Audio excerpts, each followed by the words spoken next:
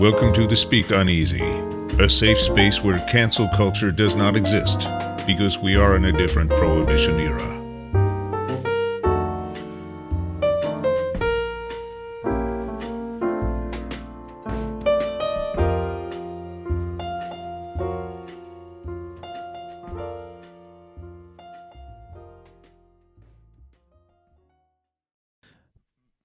Before I get the show started, let's go ahead and open up my Bible over here randomly and choose the verse for the night. So I open up the book, land on Corinthians, and it's going to be titled Grace and Peace. Corinthians chapter 1, verse 1, Grace and Peace. Paul, called to be an apostle of Jesus Christ through the will of God, and Sosthenes, our brother, unto the church of God which is at Corinth, to them that are sanctified in Christ Jesus, called to be saints, with all that in every place call upon the name of Jesus Christ our Lord, both theirs and ours.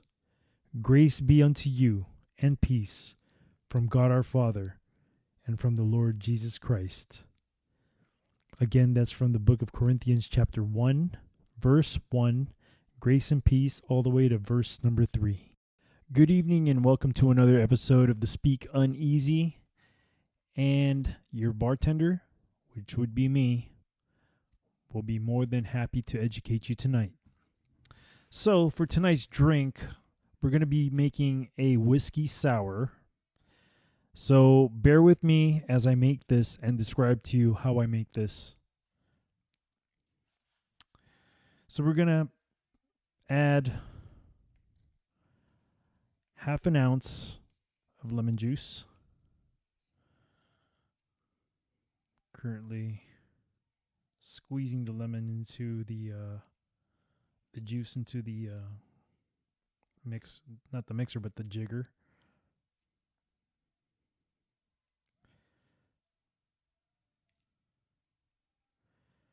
Okay, that's about half.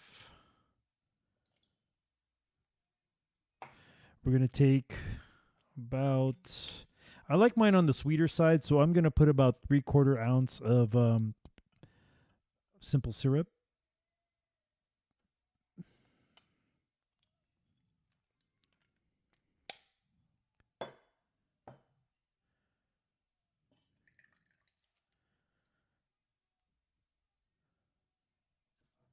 We're going to also add on there about,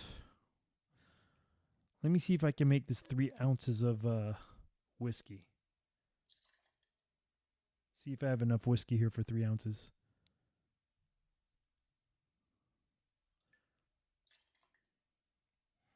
And it looks like I do. Ooh, this is going to be really nice and boozy tonight.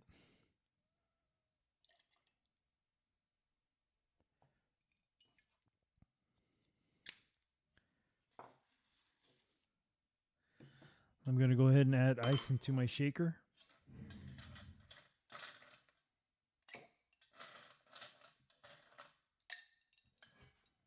I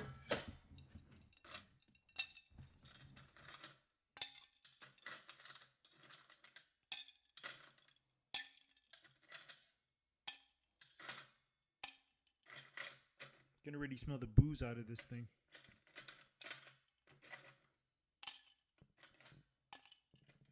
Now, usually for whiskey sours, it's optional to put an egg white, but for texture. But I don't usually like putting. I don't like the smooth texture of the whiskey sour. I like to drink it like it was just a normal drink. So I added those into my shaker, and now I'm going to shake.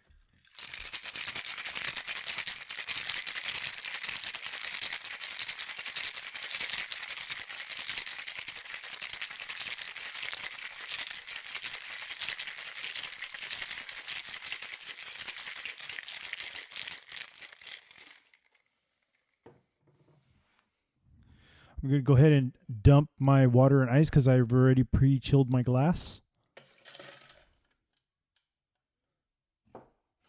I'm going to add an ice cube. One of those big ones. Now I'm going to pour.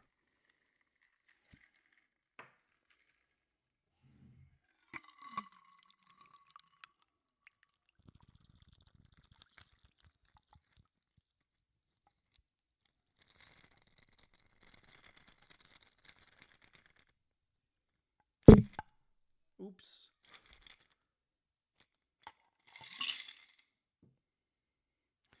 Now for the taste.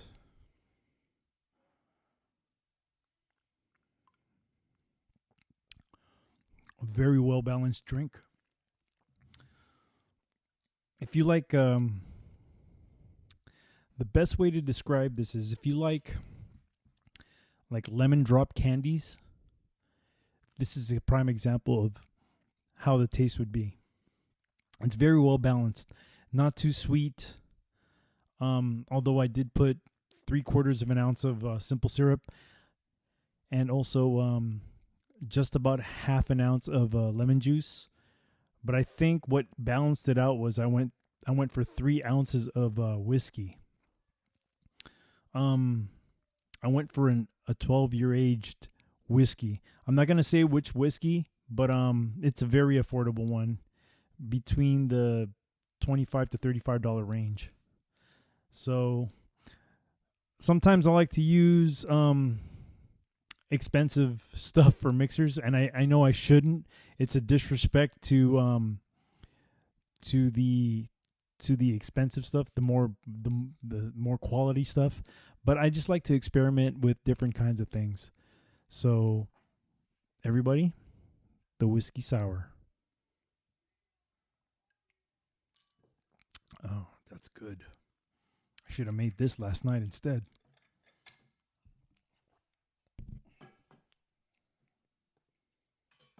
All right. Let me just put my stuff out of the way.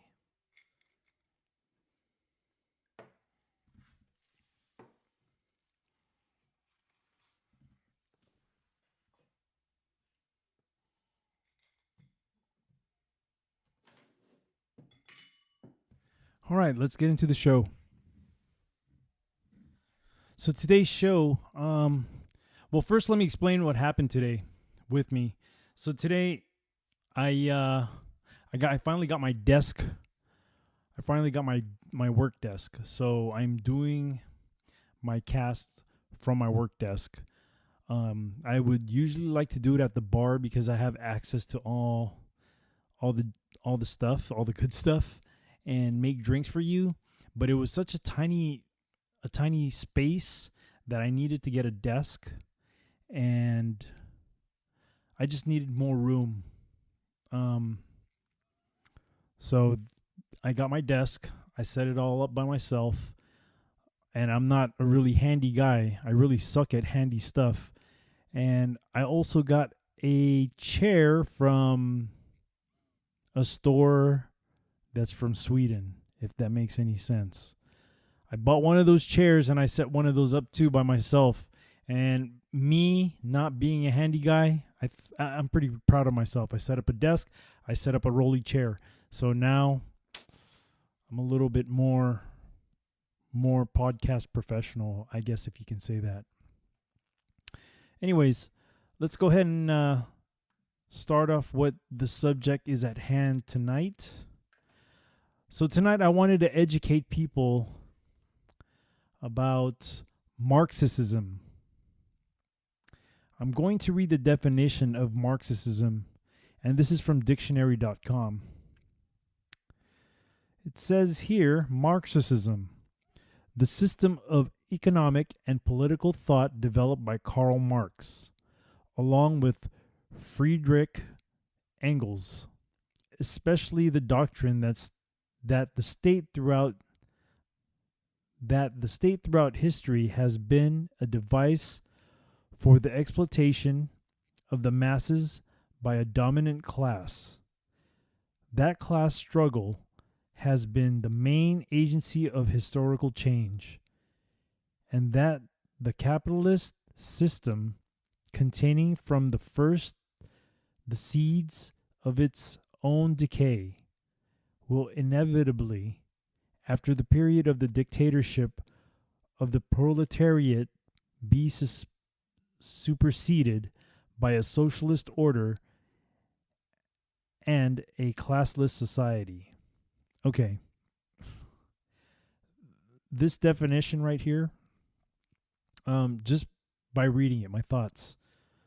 So pretty much the way I interpret this definition, and before I get to that, let me take a swig. So my thoughts on this definition. So they're looking at capitalists as evil people.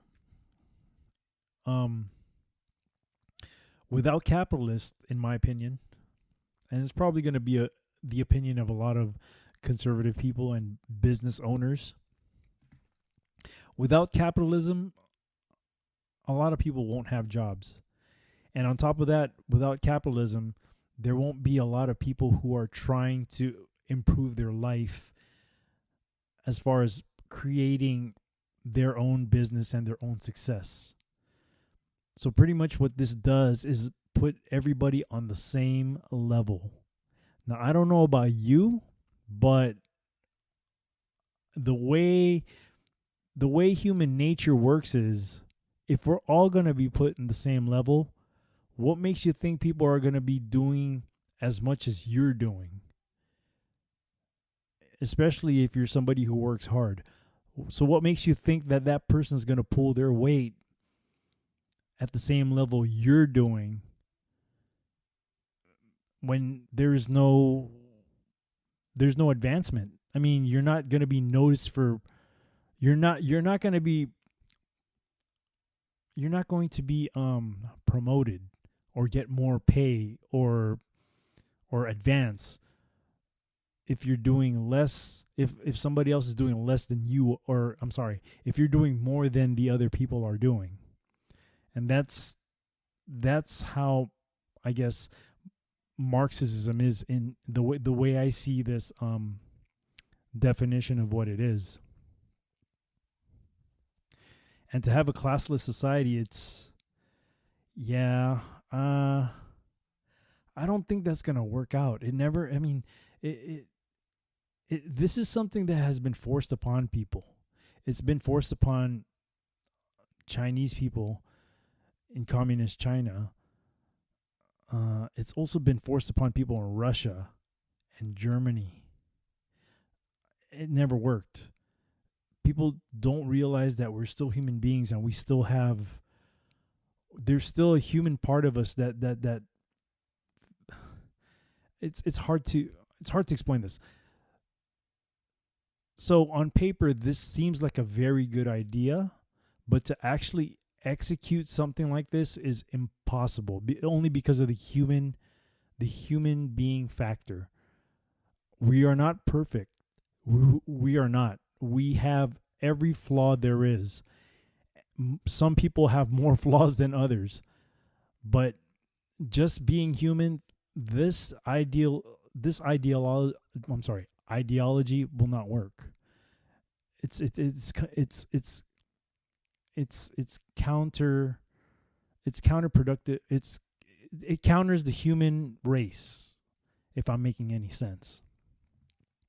So I read that from dictionary.com, and let's go on a little bit of history on Marxism here.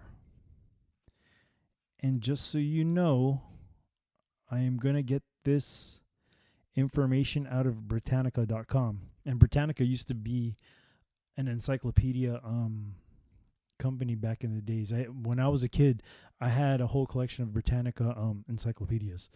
It was pretty cool.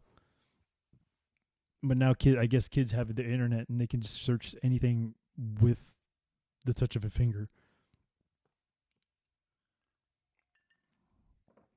Okay. So let's get into the head of Mr. Karl Marx, the person who introduced the idea of Marxism. His name is Karl Marx. That's why it's called Marxism. Okay, so the thought of Karl Marx. The written work of Marx cannot be reduced to a philosophy, much less to a philosophical system. The whole of his work is a radical critique of philosophy, especially of G.W.F. Hegel's idealist system and of the philosophies of the left and right post-Hegelians. It is not, however, a mere denial of those philosophies. Marx declared that philosophy must become reality. One could no longer be content with interpreting the world. One must be concerned with transforming it, which meant transforming both the world itself and human consciousness of it. This is why I'm going to break away from this a little bit. Or rather, you know what? I'm going to go ahead and read, and at the end I'll give my critique on it. This in turn required a critique of experience together with a critique of ideas. In fact, Marx believed that all knowledge involves a critique of ideas. He was not an empiricist. Rather, his work teems with concepts: appropriation. Let's see if you guys notice this language: appropriation, alienation, praxis, creative labor, value, and so on, that he had inherited from earlier philosophers and economists, including Hegel, Johann Fichte, Immanuel Kant, Adam Smith, David Ricardo, and John Stuart Mill. What uniquely characterizes the thought of Marx is that instead of making abstract affirmations about a whole group of problems such as human nature, knowledge, and matter, he examines each problem, its dynamic. He examines each problem in its dynamic relation to the others, and, above all, tries to relate them to historical, social, political, and economic realities. Historical materialism. In 1859, in the preface to his Zur Kritik der politischen Ökonomie, Contribution to the Critique of Political Economy, Marx wrote that the hypothesis that had served him as the basis for his analysis of society could be briefly formulated as follows.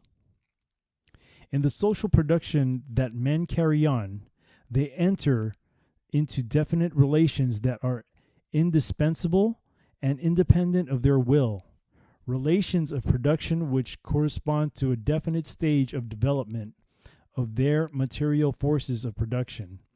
The sum total of these relations of production constitutes the economic structure of society, the real foundation on which rises a legal and political superstructure, and to which correspond definite forms of social consciousness. The mode of production in material life determines the general character of social, political, and intellectual processes of life. It is not the consciousness of men which determines their existence. It is, on the contrary, their social existence which determines their consciousness. Raised to the level of historical law, the hypothesis was subsequently called historical materialism. Marx applied it to the capitalist society, both in Manifest der Kommunistischen Partei, 1848, the Communist Manifesto. I can't read German. And Das Kapital, Volume 1, in 1867, Capital. and in other writings. Although Marx reflected upon his work hypothesis for many years, he did not formulate it in a very exact manner. Different expressions served him for identical realities. If one takes the text literally, social reality is structured in the following way. This is getting kind of interesting. Number one, underlying everything as the real basis of society is the economic structure. This structure includes the material forces of production, that is, the labor and means of production, and the overall relations of production, or the social and political arrangements that regulate production and distribution. Although Marx stated that there is a correspondence between the material forces of production and the indispensable relations of production, he never made himself clear on the nature of the correspondence, a fact that was to be the source of differing interpretations among his later followers. Number two, above the economic structure rises the superstructure, consisting of legal and political forms of social consciousness that correspond to the economic structure. Marx says nothing about the nature of this correspondence between ideological forms and economic structure, except that through the ideological forms, individuals become conscious of the conflict within the economic structure between the material forces of production and the existing relations of production expressed in the legal property relations. In other words, the sum total of the forces of production accessible to men determines the condition of society and is at the base of society. The social structure and the state issue continually form the life processes of definite individuals, as they are in reality, that is, acting materially producing. The political relations that individuals establish among themselves are dependent on material production, as are the legal relations. This foundation of the social and on the economic is not an incidental point. It colors Marx's whole analysis. It is found in Das Kapital as well as in Die, Du, Idea. Oh man, I can't read German. Ideology, written in 1845 to 46, the German ideology, and the Ökonomische Philosophische Manuskript aus dem Jahre in 1844, Economic and Philosophic Manuscripts of 1844.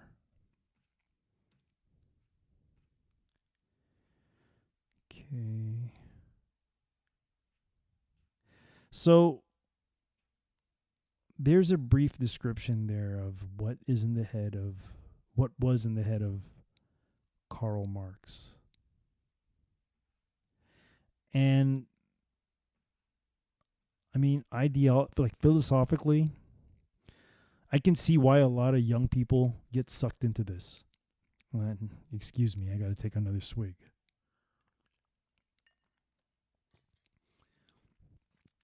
I can see why they get sucked into this is because philosophically it sounds really good.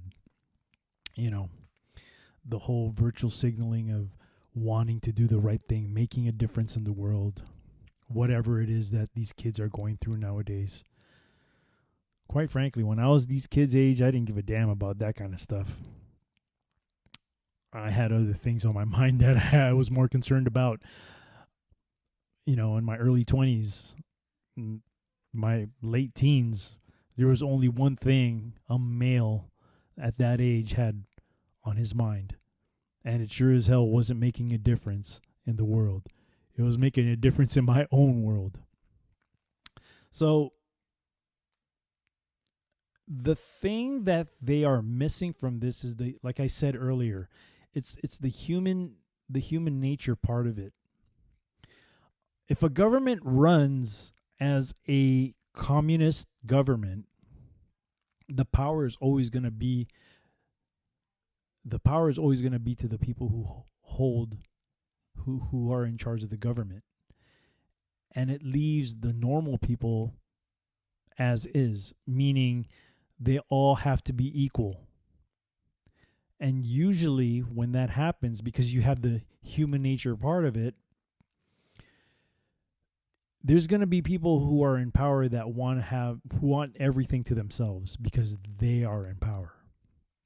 Whether it be one person or whether it be a group of people. And like I said, this is where they fail because they're not including the human nature part of this. When people gain power, it is very likely for them to abuse that power because they know that they can get away with so many things.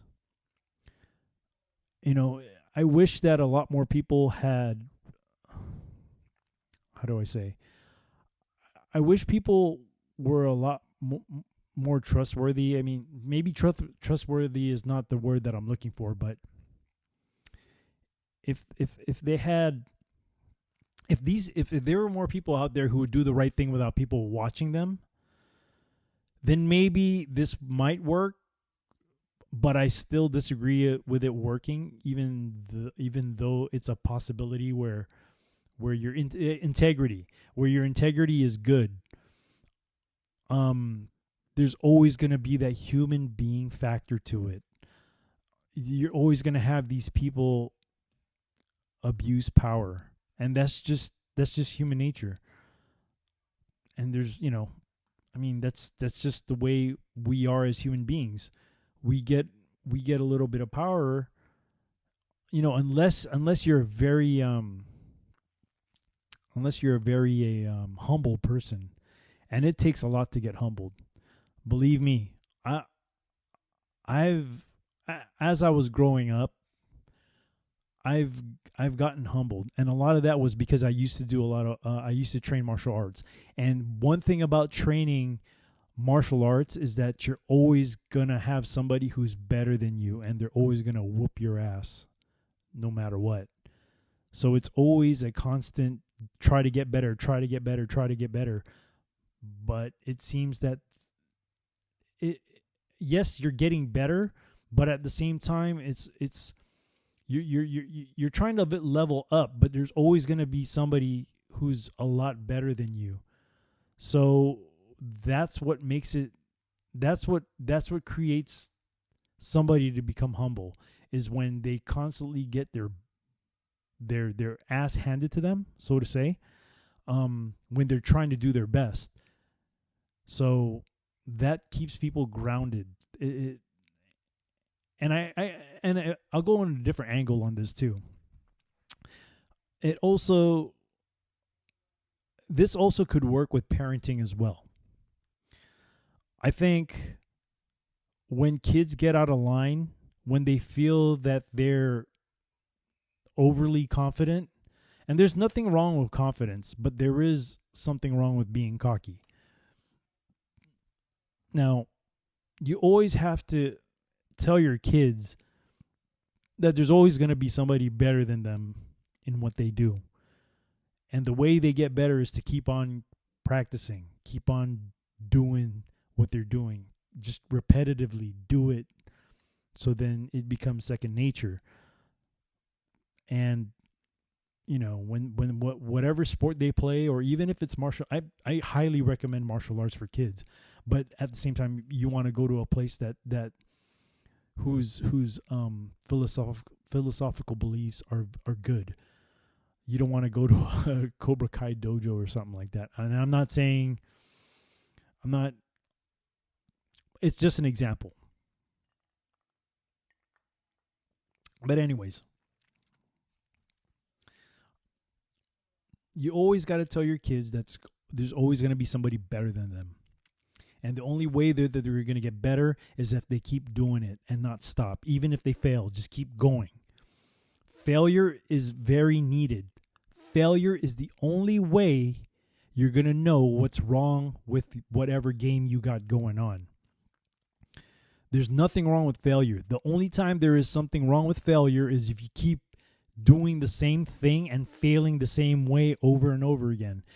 You got to change it up and find out what works and what doesn't work. You can't do the same thing for different scenarios and expect to get a good result out of it because everybody's different. And I know I went off at that tangent with that discussion when I'm trying to talk about being humble. But back to being humble. Also, discipline with kids. Parenting, discipline kids. Now, if a kid gets out of line and there is no discipline, and I think corporal punishment is a good way of disciplining, that's just my opinion, that puts the kid in the kid's place. Like, no, you can't do anything you want to. Everything you do is not always going to be right, kid.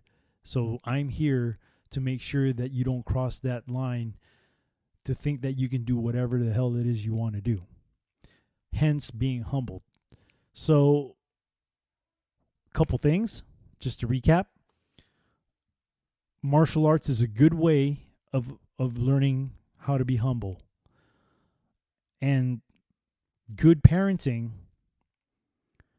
making sure you keep your kid in check, is a good way to teach them how to be humble as well. Now, I'm going to backtrack to that because I went from having good integrity and being humble as as somebody who's in charge of people in communism, because Marxism lines up with communism. Now, the integrity part, it's even if a person did have good integrity, okay, there's going to be a point where it's just going he or she's going to say, hey, look, I'm the one running this whole thing, so I think I can do whatever I want to, and these people have no say in it. And that's pretty much how a communist country is run. They'll start to, it happened in Russia, it happened in China. The government started taking things from people because the people had too much that the government considered had too much that they had to take, so then they can even out the playing field for everybody, which I think is BS because they probably just kept that for themselves. So you gotta understand, it's not as a young person, I can see how you can get suckered into this, but being that I'm older and more aware of what's what, I'm not falling for that because I am not naive to think that everybody is a good person just off the bat. I have to be able to talk to somebody, get a feel for them, and get to know who they are, what their beliefs are, and all this stuff to figure out, okay, this person's good, or no, this person's bad. So that's my opinion on Marxism, but I'll even go in deeper with that because there was an interview done back in June with one of the co-founders of BLM, and this is very, very interesting. Okay, let's see. I found an article here, and this was done by the New York Post. This was back in June 25th of this year. The headline reads, Black Lives Matter co-founder describes herself as trained Marxist. Those are quotes, people. Trained Marxist is a quote. So let me get into this article. Black Lives Matter co-founder Patrice Cullors said in a newly surfaced video from 2015 that she and her fellow organizers are trained. Let me put this in quotes so you have this in perspective. Quotes, trained Marxists, making clear their movement ideological foundation, according to a report. Kuhlers, 36, was the protege of Eric Mann, former agitator of the Weather Underground domestic terror organization, and spent years absorbing the Marxist-Leninist ideology that shaped her worldview. Breitbart News reported that. Okay, so if you guys don't know who the Weather Underground are, they're still kind of, I mean, the founders of this organization, because I think they were back in the, I want to say 60s, 60s, 70s, I don't know, one of those eras. But these guys were the Antifa of back then. And these guys were like straight up self-proclaimed communists, with their founder Bill Ayers, I believe. And he's still alive. And it's funny because if you dig up into Bill Ayers, then you got Obama connected to him and a whole bunch of other stuff. But let me keep on reading this article. The first thing I think is that we actually do, these are quotes because I'm assuming that this is her talking. I'm sorry to interrupt, but let me start again. Quotes. The first thing I think is that we actually do have an ideological frame. Myself and Alicia, in particular, are trained organizers, she said, referring to BLM co-founder Alicia Garza. We are trained Marxists. These are in quotes, people. We are super versed on sort of ideological theories, and I think that what we really tried to do is build a movement that could be utilized by many, many black folk. Kuhlers added in the interview with Jared Ball of the Real News Network. While promoting her book, When They Call You a Terrorist, a Black Lives Matter memoir, in 2018, Kuhlers described her introduction to and support for Marxist ideology. She described to Democracy Now! How she became a trained organizer with the Labor Community Strategy Center, which she called her first political home, under the mentorship of Mann, its director, Breitbart reported.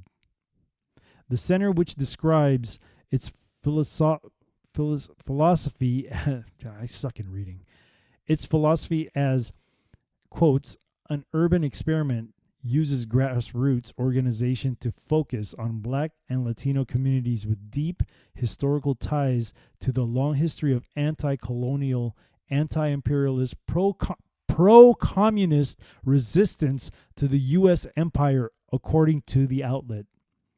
It also expresses its appreciation for the work of the U.S. Communist Party, especially black communists, as well as its support for the great work of the Black Panther Party. Now, which Black Panther Party are we talking about? Because I know they were good when they first came out, but they morphed into something later on. The American Indian Movement, Young Lords, Brown Berets, yes, I've heard of these groups before, and the Great Revolutionary Rainbow Experiments of the 1970s, Breitbart reported. In 1968, Mann was a coordinator for Students for a Democratic Society. Yeah, democratic. From which a more radical wing, the Weather Underground, was splintered the following year. It was led by Bill Ayers, that's what I said, and Bernadine Dorn. Yeah, I think they're married. Who call who called for direct action over civil disobedience seeking the overthrow of the U.S. government. In 1969, the FBI classified the group as a domestic terror organization. Mann was eventually charged with assault and battery, disturbing the peace, damaging property, defacing a building, and disturbing a public assembly, for which he has spent 18 months behind bars. Wow, 18 months only? So, there it is, people. A little education for you tonight. Not only how to make a whiskey sour, which is what I'm going to do right now and take a swig. It's also to educate you on what Marxism is and what was in the mind of Karl Marx and who's involved with Marxism. And I feel sorry for the youth right now because they are being led blindly. They don't know what they are getting into. They don't know what this BLM movement really is. And unfortunately, they're going to be the first ones to get eaten up by its own if it succeeds. But even if it doesn't succeed, I think they'll be able to stab each other in the back. And I'm not speaking literally. I'm speaking metaphorically. They're going to be ratting on each other because they have no backbone. That's just the type of people they are. They don't believe in anything. The only thing they believe in is keeping everybody at the same level down. That's all they believe in. They hate religion. They hate God. They hate success. They hate capitalism. They hate hard work. And a lot of these people, they don't even work. All they do is go out and cause trouble and destroy people's businesses. Businesses that were worked hard for. Some of these businesses have stories to them.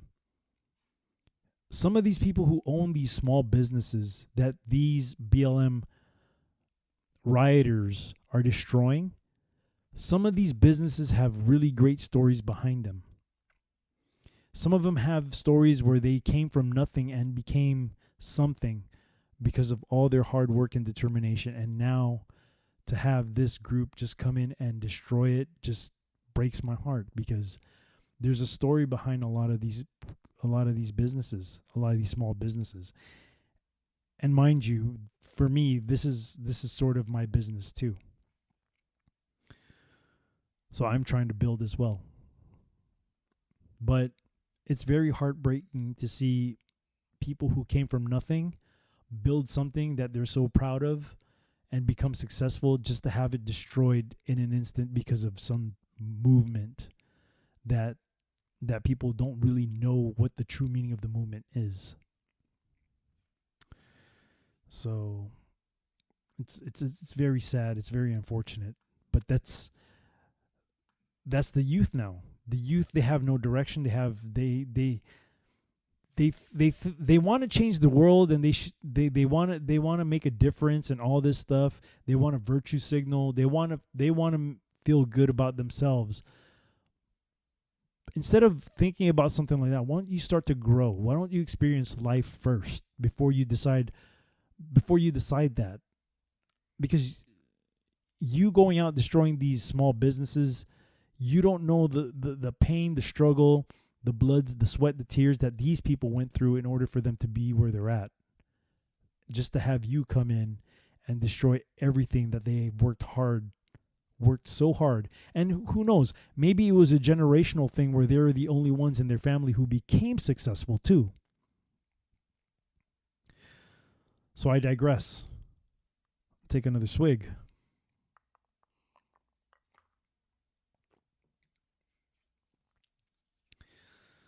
So with these young kids, they really need to go out and experience life. But I don't even know if that's even possible anymore. It's such a different generation compared to when I was growing up, I had very limited internet. There was no iPhones back then. I had an analog StarTAC phone by Motorola. If people even remember what that is. It's one of the first flip phones that ever came out. It was a cool little thing. But anyways, it's just a different world. These young people have become so overly educated. But overly educated in what? If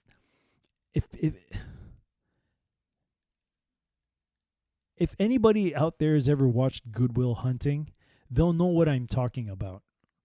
Because a lot of these kids have no experience in life. They read so much on the internet. They read so much on books. They get taught by these professors who probably don't have any experience themselves, because that's all they've done their whole life is be a professor instead of having to live life or join the military and do something. Just experience different cultures, firsthand. They know all these things from just observation. They don't have that experience of actually having to go through it, and that's pretty sad.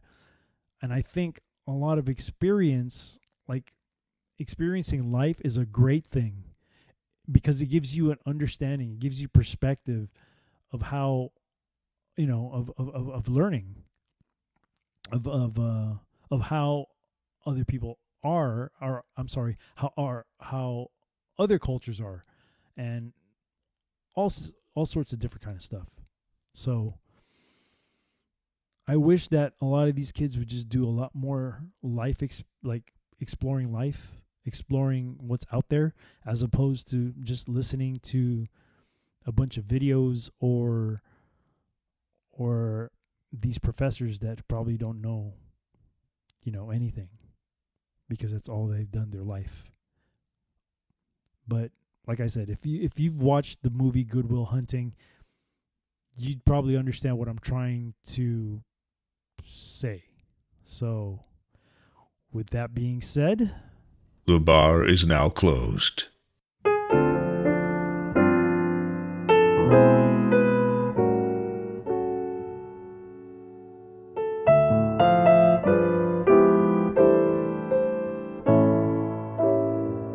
I can't help but wonder if I'm under a spell. It's more than a passing notion. I've never fallen with such devotion. I can't help but wonder if it's only a dream. Am I naive, or can I believe that things are really as they seem? Can anyone explain how to understand what's true? I know I just can't tame it. Whenever I'm with you, I can't help but wonder if you wonder about me. 'Cause lately I can't help but wonder how wonderful this might be.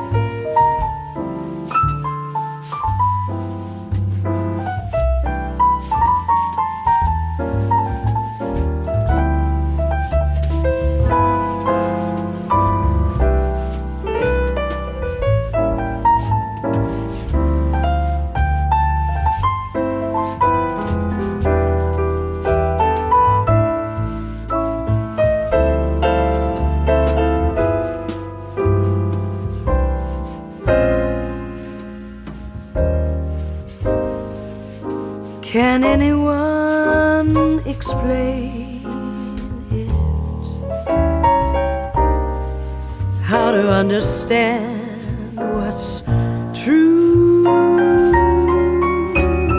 I know I just can't take it. Whenever I'm with you, I can't help but wonder if you wonder about me. 'Cause lately I can't help but wonder how wonderful this might be. 'Cause lately I can't help but wonder how wonderful this might